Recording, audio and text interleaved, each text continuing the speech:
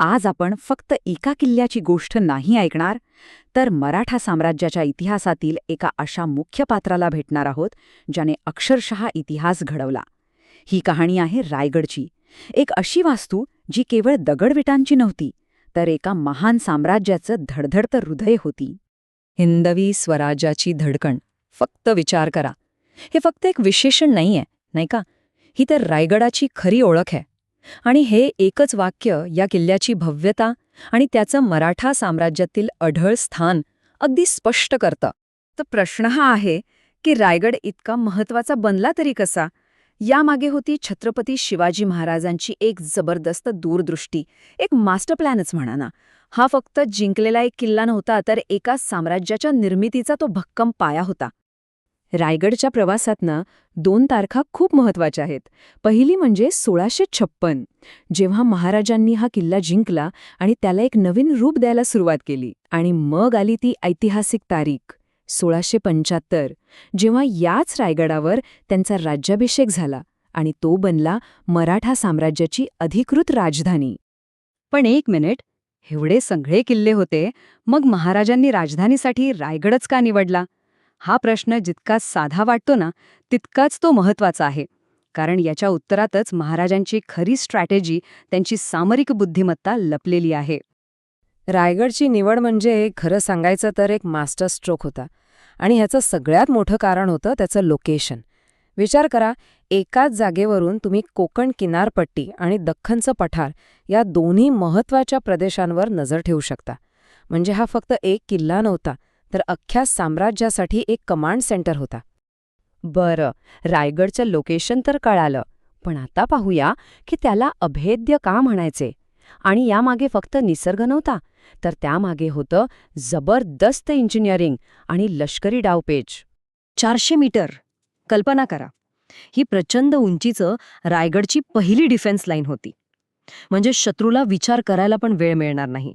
इतक्या उंचीवर डायरेक्ट हल्ला करणं जवळजवळ अशक्यच. जणू काही निसर्गानेच या किल्ल्याला एक अभेद्य चिलखत घातलं होतं. आणि खरी गंमत तर पुढे आहे.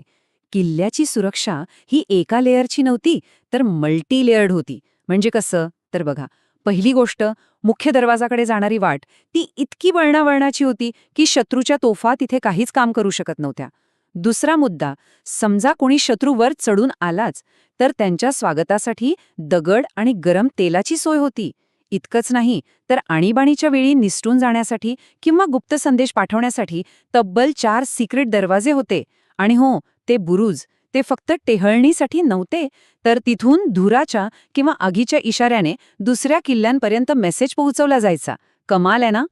रायगड म्हणजे फक्त सैनिक आणि शस्त्र असं नव्हतं, तर तटबंदीच्या आत एक अख्खं जिवंत शहर होतं.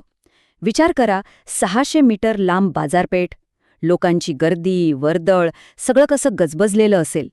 तिथेच दख्खनी आणि हिंदू स्थापत्यशैलीचा एक सुंदर नमुना असलेलं जगदीश्वर मंदिर आजही आपल्याला पाहायला मिळतं. आणि सगळ्यात महत्त्वाचं, हीच ती पवित्र भूमी आहे जिथे छत्रपती शिवाजी महाराजांची समाधी आहे.